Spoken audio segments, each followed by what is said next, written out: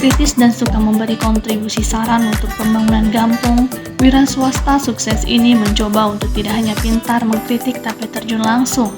Menguji idenya dalam tataran praktis, banting setir beliau mencalonkan diri sebagai kecil dan terpilih.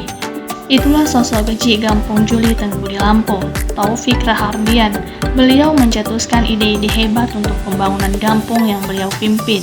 Kegiatan yang berorientasi pada penguatan ekonomi masyarakat, warga saya harus mandiri, kemiskinan harus berkurang, kami akan kasih modal warga sesuai dengan unit usaha yang dikelola.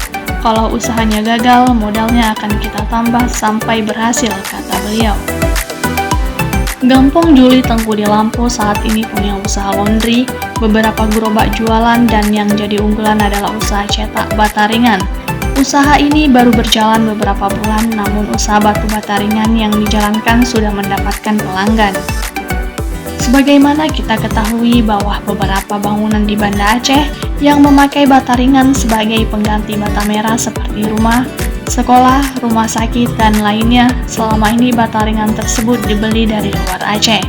Dengan bata ringan, penggunaan semen, pasir, ongkos kerja bisa dihemat. Jika pembangunan rumah ukuran 6x6 bisa selesai dibangun 9 hari saja dengan memakai bata ringan.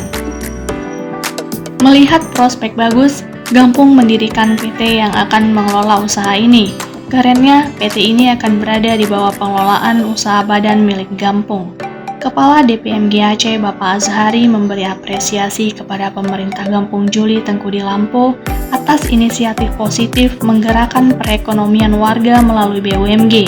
Beliau menambahkan bata ringan ini adalah material andalan masa depan dan punya prospek amat bagus. Gampong Juli Tengku di Lampung.